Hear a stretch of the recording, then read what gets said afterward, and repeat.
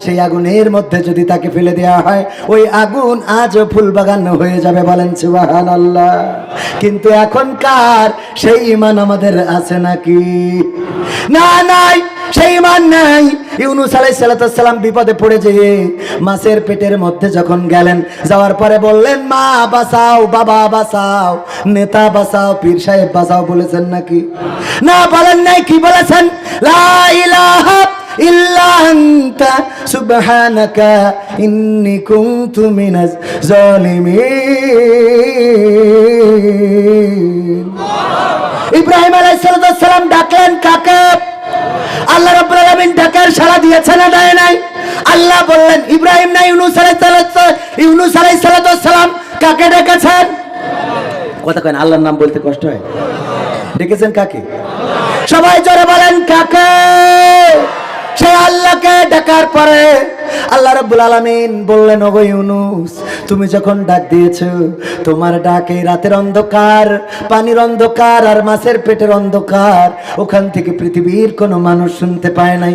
তোমার মা শোনে নাই, তোমার বাবা শোনে নাই, তোমার নেতা শোনে নাই, তোমার পীর শোনে নাই, এই পৃথিবীর কোনো মানুষ শোনে নাই।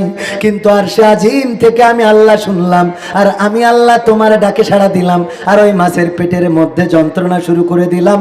মাছ নদীর কিনারায় চলে গেল, আর ইউনূস আলাইহিস সালামকে ওখানে উগরে দিয়ে তারপরে আবার নদীতে ফিরে গেল। বলেন সুবহানাল্লাহ।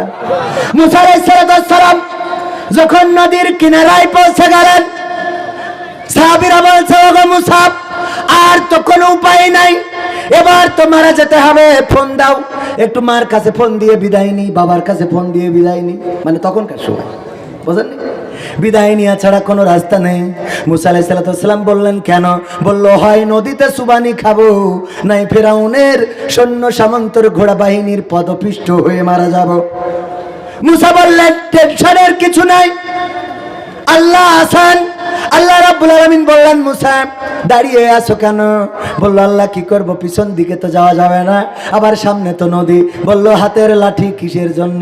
কয়, আমি ছাগলের পাতা পেড়ে খাওয়াই, আমি এটা দিয়ে পথের পাথর সরাই, মাঝে মাঝে পথে যদি পাথর পড়ে থাকে লাঠি দিয়ে বাড়ি দিয়ে চলে যায়, ওই লাঠি দিয়ে আজকে বাড়ি দাও নদীতে। নদীতে যখন বাড়ি দিল, 12টা গোত্রের জন্য রাস্তা করে দিলেন। কি কে রাস্তা করেছেন? ওই রাস্তা দিয়ে মুসা আলাইহিস সালামের দলবল 12টা কওম পার হয়ে গেল।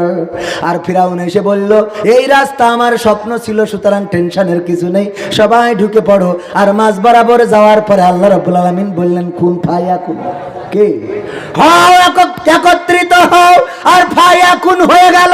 হয়ে যাওয়ার পরে ফিরাউন নাকানি চুবানি খেয়েছে না খায় নাই? খেয়েছে। ভাইরা আমার, আখেরি জামানার পয়গম্বর নবী মুহাম্মদ সাল্লাল্লাহু আলাইহি ওয়াসাল্লাম হিজরত করার পরে সওর পর্বতের গুহায় যখন পালিয়েছেন, ছোট্ট একটা গর্ত, এমন একটা গর্ত যেখানে কাফেরেরা ওই পায়ের দাগ দেখে দেখে চলে গেল। যাওয়ার পরে ওখানে বলা কোয়া করতেছে, এই গর্তের মধ্যে, এই গুহার মধ্যে মুহাম্মদ থাকতে পারে। আবু বকর রাদিয়াল্লাহু তাআলা আনহু বললেন, ওগো আল্লাহর নবী, আজ আর শেষ রক্ষা হলো না, আজকে আর বাঁচার কোনো রাস্তা রইল না। আল্লাহর নবী বললেন, আসলেই তাই। এই বলেছেন। আল্লাহ রাসূল বললেন, আবু বকর ভয় পাও কেন? আবু বকর বলল, আমরা তো দুইজন, আর তারা সংখ্যায় অনেক বেশি। আল্লাহর নবী বললেন, ও আবু বকর, আমরা দুইজন নয়, আমাদের সাথে তৃতীয় আর একজন রয়েছেন, তিনি হলেন গোটা বিশ্ব জাহানের পালন কর্তা, আমাদের রিজিক দাতা, আমাদের স্রষ্টা, আমাদের পালন কর্তা আল্লাহ রাব্বুল আলামিন সেখানে হেফাজত করেছে না করে নাই? কেমন করে হেফাজত করলেন? ওরা নিচের দিকে তাকাইলো না, একজন আর একজনের সাথে বলা কওয়া করছে।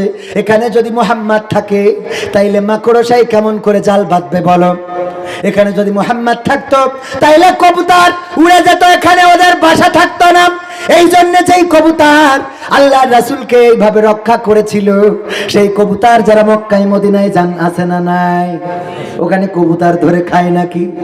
কথা কয় না, খায়। কবুতর চত্বর বলে একটা চত্বর আছে, সৌদি আরবের লোক জানে না কবুতর চত্বর কি, কিন্তু বাঙালিরা জানে। ঠিক না বেঠিক? নাম দেবে বাঙালিরা, কবুতররা তো কবুতরই চেনে না। এই কবুতর চত্বর ওখানেই হোটেল দেয়, ওখানে কবুতর থাকে খায়। এই কবুতরগুলোর কদর আছে না নাই? ওগো আমার ভাইরা, এমনি ভাবে আল্লাহ রাব্বুল আলামিনকে যারা অভিভাবক মেনে নেয় ওদের কোনো